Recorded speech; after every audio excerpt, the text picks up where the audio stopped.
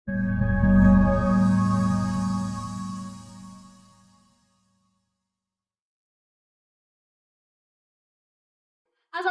warahmatullahi wabarakatuh. Salam Om Swastiastu, Namo Buddhaya, salam kebajikan rahayu. Saat ini kami akan menjelaskan mengenai komunikasi kebijakan. Saya Nur Kameratin Julfa dengan NIM 11122000116. Dan saya Albertson Areli dengan NIM 112200122. Oke, simak video kali ini.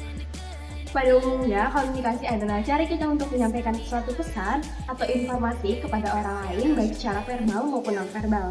Dalam administrasi publik ada yang namanya komunikasi kebijakan. Komunikasi kebijakan adalah sarana atau proses menyampaikan pesan kepada masyarakat terkait kebijakan-kebijakan yang ada baik melalui masyarakat, stakeholder maupun swasta. Komunikasi kebijakan pastinya memiliki unsur yang perlu diperhatikan, antara lain sender atau komunikator merupakan orang atau kelompok yang mengirimkan pesan.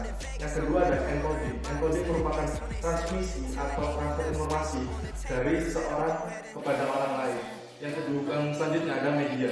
Media merupakan saluran atau sarana yang digunakan sebagai alat untuk melakukan komunikasi. Selanjutnya ada decoding, merupakan proses untuk menerjemahkan pesan yang dilakukan oleh penerima pesan.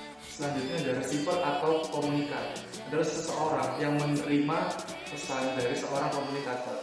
Selanjutnya ada response atau reaksi penerima terkait pesan yang diberikan oleh pengirim pesan. Selanjutnya ada feedback. Feedback merupakan umpan balik atau wujud dari penerima pesan untuk mengirim pesan. Selanjutnya ada noise, yaitu hambatan yang mungkin terjadi dalam proses komunikasi.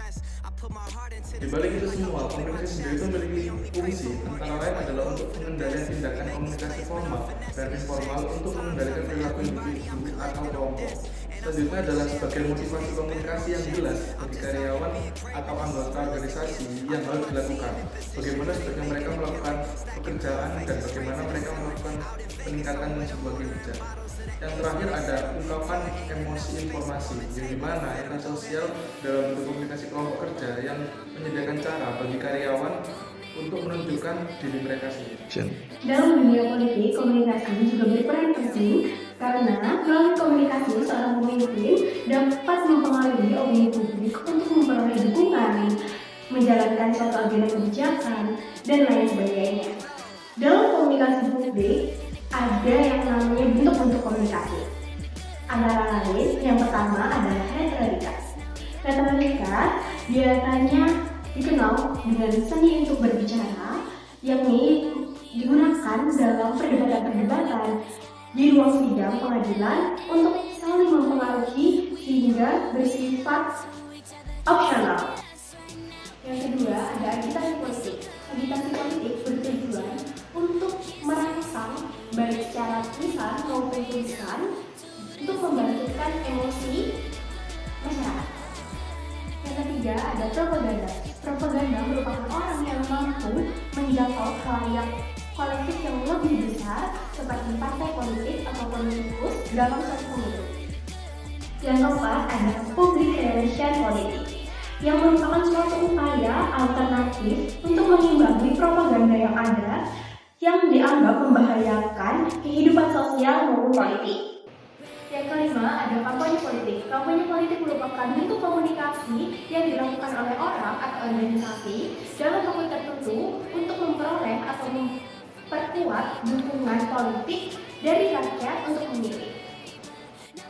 Yang keenam ada lobby politik. Lobby politik merupakan gerak-gerak terpenting bagi pembicara, para politikus atau kader tentang kekuasaan, pengaruh, otoritas, konflik, dan kekuasaan. Yang terakhir ada media massa. Media massa Merasa apa sih? Yang terakhir ada media massa. Media massa merupakan media pesan dalam hal penyampaian pesan politik untuk mendapatkan pengaruh kekuasaan, otoritas, dan membentuk atau mengubah opini publik. Sekian video yang dapat kami sampaikan mengenai komunikasi kebijakan. Sekian, terima kasih. See you, bye!